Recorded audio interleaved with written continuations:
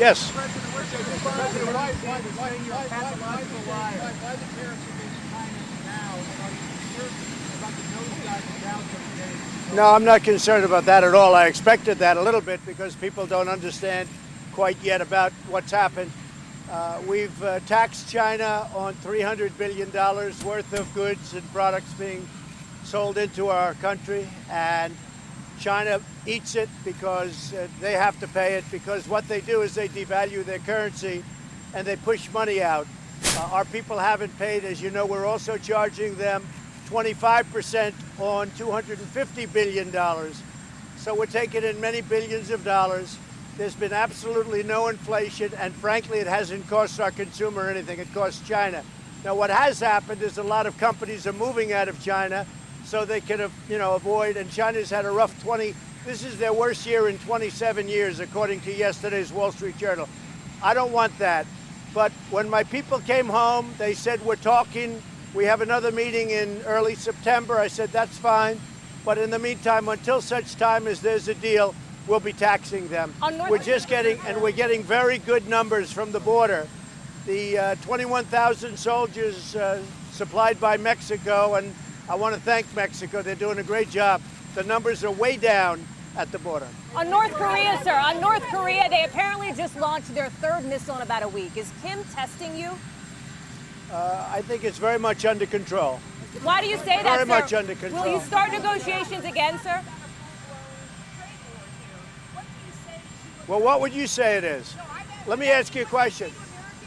Right, sure. What would you say when China, for the last 20 years, has been taking hundreds of billions of dollars out of our country, and we had a president that would never do anything, a number of presidents that never would do anything about it? What would you say? For many years, China has been taking money out by the hundreds of billions of dollars a year. We have rebuilt China. So now it's time that we change things around. If they don't want to trade with us anymore, that would be fine with me. Would save a lot of money. Sir.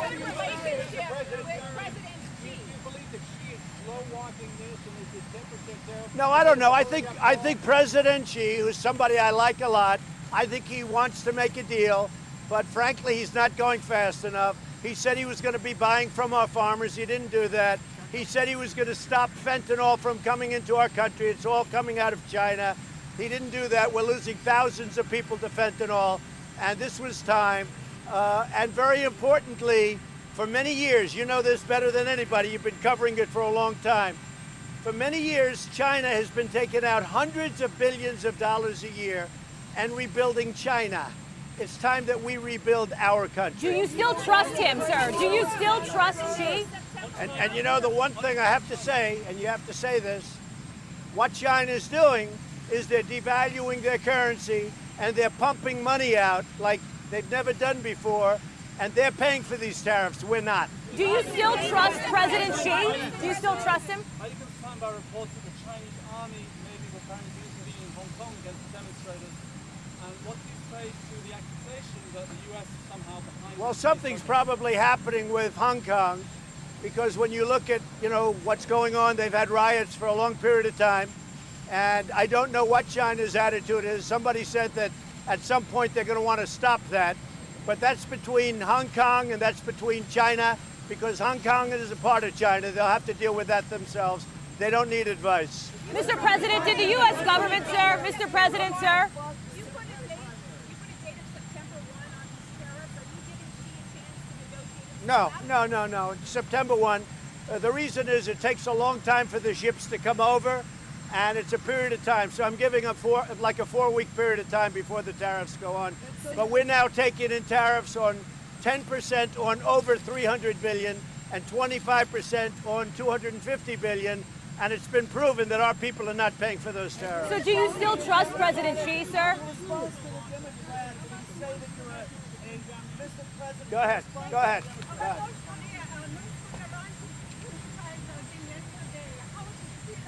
Short-range missiles, we never made an agreement on that. I have no problem. We'll see what happens. But these are short-range missiles. They're very standard. Will you continue negotiating with them, sir? Go ahead. What? Sir? Go ahead. Are you concerned about reports that your DNI nominee, Congressman Ratcliffe, has Congressman Ratcliffe is an outstanding man, and I'm sure that he'll be able to do very well. I think he's just outstanding, highly respected by everybody that knows him. Mr. President, on Cincinnati, sir, on Cincinnati. What will you do on Huawei to differently for that company? Well, we've not changed on Huawei. We're not allowing Huawei into our country. We're not changed on that. We can do business for non-security things with Huawei because it's, we'll do that. But anything having to do with national security, we're not dealing with Huawei. Mr. President, on your rally tonight, sir. What do you think? What do you think about the decision to not prosecute James Comey? Well, I haven't actually heard that. I know there's a lot of things going on. That's a piece of it, I guess, but I really don't know. I haven't spoken to them about that. I would frankly be surprised because what James Comey did was illegal. So I would be surprised, but I don't know anything about that. Mr. President, in Cincinnati at your rally tonight, are you prepared to tell your supporters to stop if they begin chanting something problematic? I don't know what's going to happen. I can tell you this. I'm going to Cincinnati. The arena is a very large one, and we've sold it out. We could sell it out probably 10 times from what I hear. The applications for seats, as you know, never had an empty seat. The applications are very big. I have no idea. We have a great group of people. They love our country. They love the job we're doing. And when they see the kind of people that want to represent us from the last two nights, that's not what they want. I don't know. I can't tell you whether or not they're going to do that chant. If they do the chant, we'll have to see what happens. Will you stop them, sir? You think you will? I don't know that you can stop people. I don't know that you can. I mean, we'll see what we can do. I'd prefer that they don't. But if they do it, we'll have to make a decision then. Do you have a message for them now, like before they go in? I do have a message. My message is for the people I'm going to. So we had over 100,000 applications for whatever the size of I think it's a 14,000 seat arena, but we're way over 100 and I think 122,000 applications for those seats. You know what my message is? I love them. So your And I message think is they not, love don't me. do this. I actually think they love me. Mr. President, on Bin Laden, sir, Bin Laden.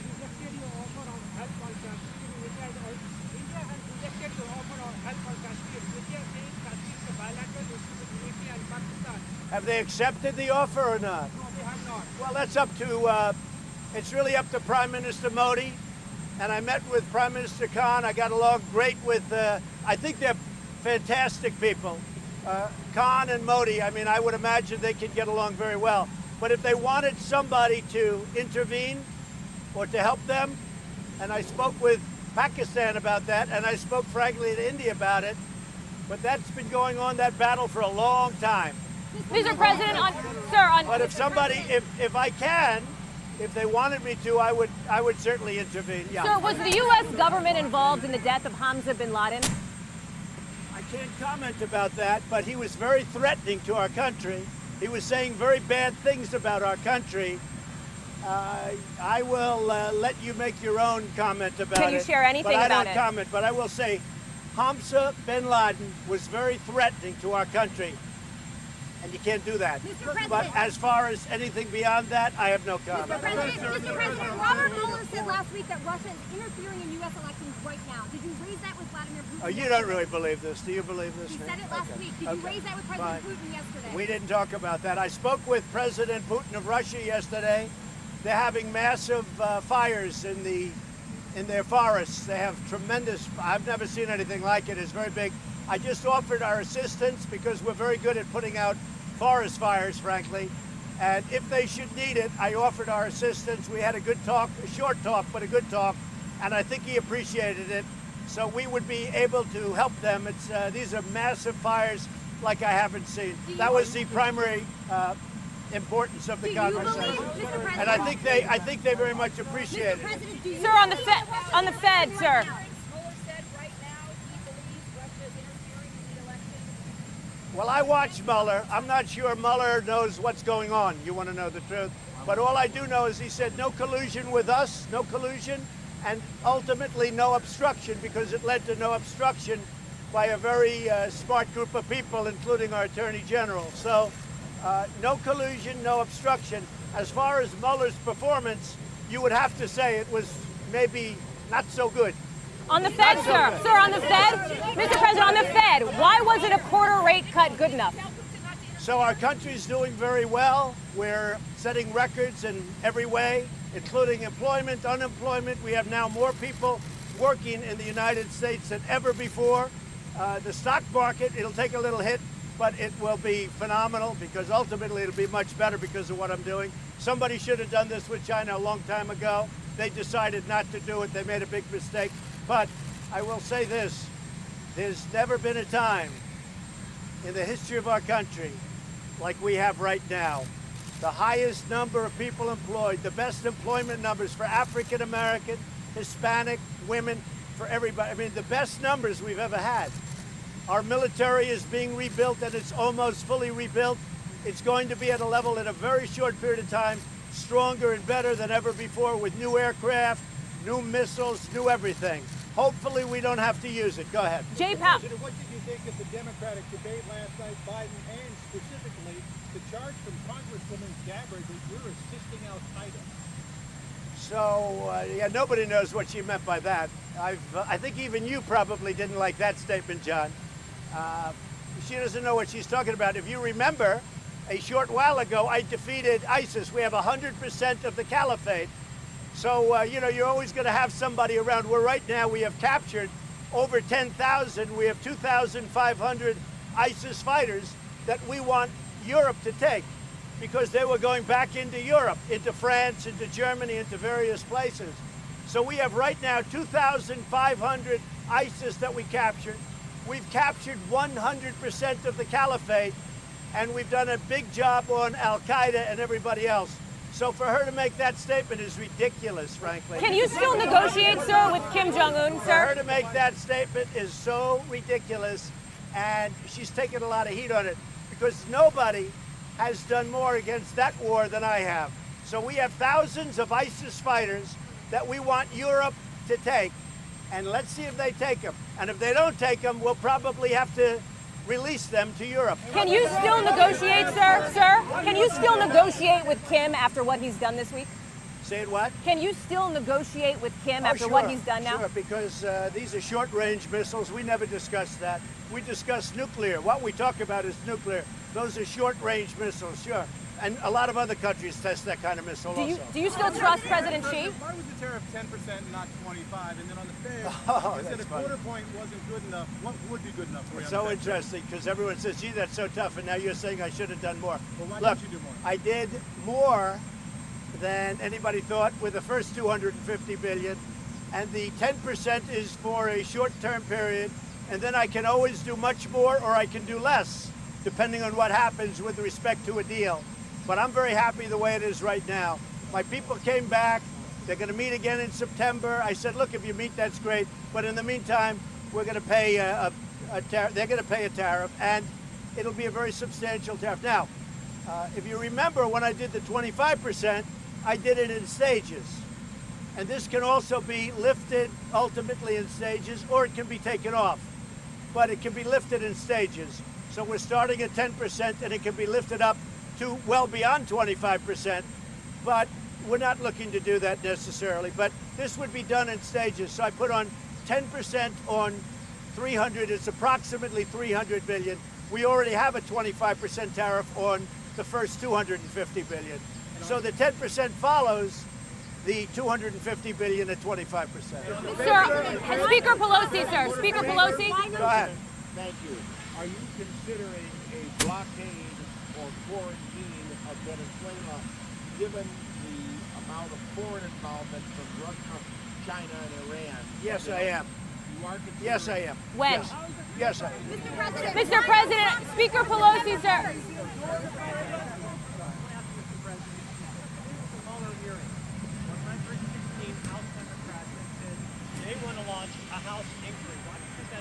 You know, it's interesting. Nobody's even mentioned this question to me in so long. Until last night at the very end, it wasn't even mentioned in the debates. People aren't even thinking it's a hoax. I don't know if you know that. You know it's a hoax, right? So nobody's mentioned it to me. Sir. One thing I will say that you haven't covered. 2 days ago, a highly respected judge in the Southern District of New York in Manhattan came out with a decision on the whole Russia hoax, and he said exactly that. It's a hoax. You ought to read the decision. This is a decision by a judge who's highly respected, who was appointed by Bill Clinton when he was president, and he came out and he said it's a hoax. And that's exactly what it is. This was a case brought by the Democrats against me, and nobody wants to talk about it. You know why? Because it's fake news. Sir, on your son-in-law, Jared Kushner, sir? What did you tell Putin about the INF treaty? We didn't discuss the INF. Mostly we discussed the forest fires in Siberia and other parts of Russia. And I said, look, we have the greatest equipment. If we can help you, let us know. Large sections are burning. And so I said to President Putin, if we can help you, let me know. But we're pulling out of the treaty tomorrow. We'll see what happens. By the way, I will say, Russia would like to do something on a nuclear treaty, and that's okay with me. They'd like to do something, and so would I.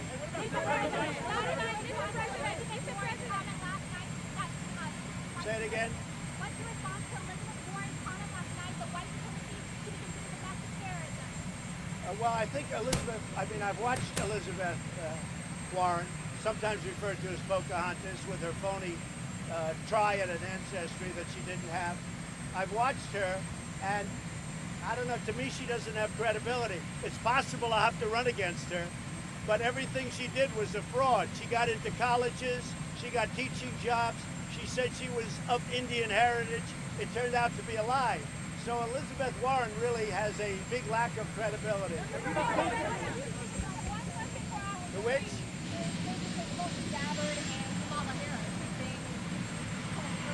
I didn't really know. I didn't look. I think that Kamala did not do well last night. I think Biden did okay. He came through. He came limping through, as I say about Sleepy Joe. He limped right through it, but he got through it. He really did. I think he was okay. I think Kamala had a bad night last night, I would say. But it's really boiling down to 4 or 5 of them, let's face it. I don't see anybody coming from there. Sir? You have a message for Poland on the anniversary of Warsaw Uprising. Well, I have a lot of respect for Poland, and as you know, the people of Poland like me, and I like them, and I'm going to be going to Poland fairly soon. And I know they're building an installation and they're putting in all of the money, 100% of the money. So they're building something very nice for the United States to have. Go ahead, Mike. Sir, on Nancy Pelosi, I'm sorry, so I don't have to yell at you here if you don't mind. House Speaker Nancy Pelosi, I don't know if you saw, but she described Jared Kushner as a kind of Baltimore slumlord. Because he owns property there. Do you think your son-in-law bears any responsibility for those conditions? No, I think the responsibility is the people that have run Baltimore for so many years, obviously headed up by Elijah Cummings. They've run Baltimore into the ground. We've given billions and billions of dollars to Baltimore. The people of Baltimore appreciate what I've done for them by bringing this up. It's the #1 city proportionately in the United States on crime.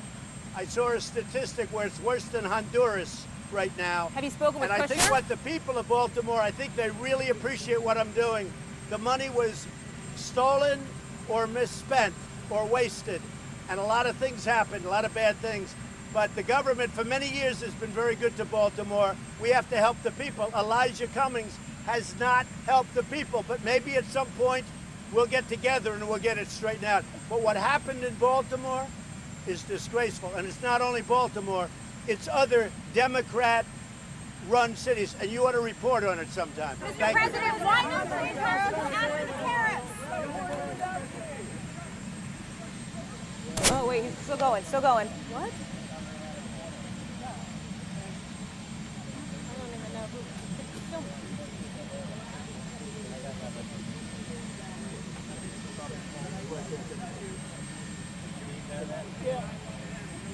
Can you back out? You want to go?